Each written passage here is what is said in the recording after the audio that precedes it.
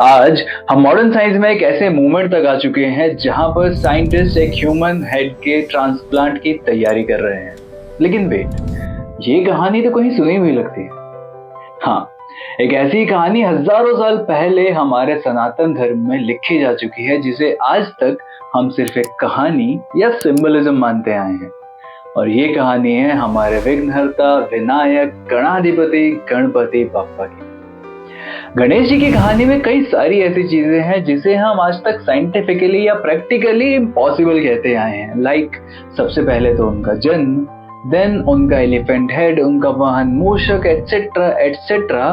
So let's see कि उनकी कहानी में ये सारे एलिमेंट्स साइंटिफिकली कितने पॉसिबल हैं। रामायण और महाभारत के जैसे गणेश जी की कहानी भी हम सबको बचपन से सुनाई गई है।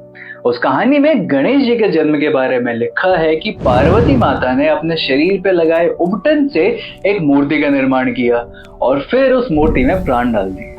वो थे Ganesh ji. This is just like एक माँ ने अपने सेल्स से एक नया जीवन क्रिएट किया हो। सीम्स इम्पॉसिबल ना?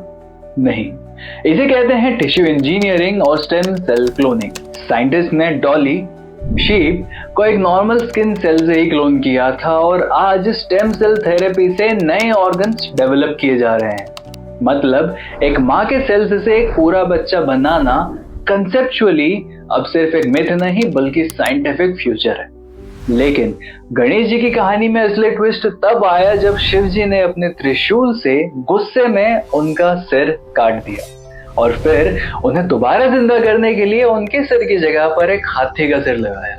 अब सोचो, एक दूसरी स्पीशीज का हेड एक इंसान के शरीर पर पॉसिबल है क्या? बिल्कुल।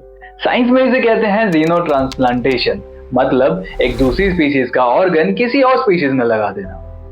आज के टाइम में हम एक पिग का हार्ट सक्सेसफुली ह्यूमंस के अंदर ट्रांसप्लांट कर चुके हैं और पूरी दुनिया में स्पाइनल कॉर्ड और नर्व रिकनेक्शन पर एक्सपेरिमेंट्स चल रहे हैं। लेकिन एक और शॉकिंग फैक्ट, 1950s में एक रशियन सर्जन डॉक्टर व्लादिमीर देमिखोव ने एक डॉग के ऊपर हेड ट्रांसप्लांटेशन किया।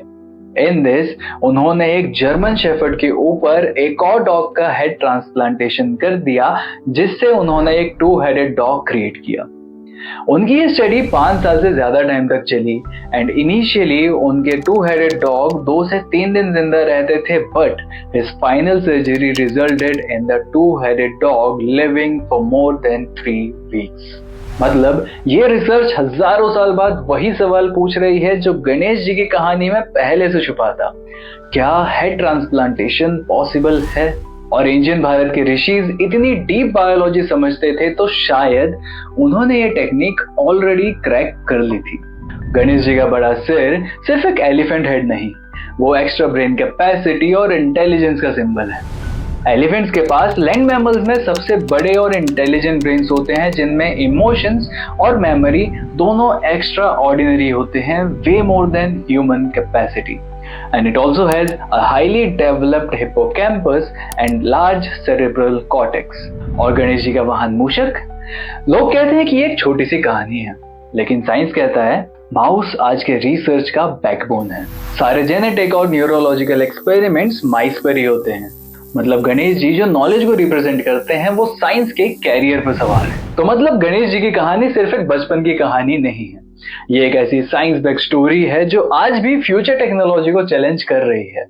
Head transplant, stem cell cloning और जीनो ट्रांसप्लांटेशन सब कुछ इस कहानी में छुपा हुआ है। और शायद इसीलिए हम गणेश जी को विघ्नहर्ता कहते हैं, जो हमारी सारी ऑब्स्टिकल्स को तोड़ देते हैं, क्योंकि उनकी कहानी ही ह्यूमन इमेजिनेशन के सबसे बड़े ऑब्स्टिकल को तोड़ती है, ये सोच दैट समथिंग इज इम्पॉसिबल। तो अगर आपको ये वीडियो और प्रूफ्स अच्छे लगे हों तो कमेंट्स में गणपति बप्पा मोरया जरूर लिखें और इस वीडियो को लाइक करके अपने दोस्तों के साथ शेयर करें ताकि वो भी जान सके that Ganpati Bappa and Sanatan Dharma both are highly backed by science. I will see you in the next video with नए प्रूफ्स एंड नई स्टोरी। तब तक के लिए गणपति बप्पा मोरया।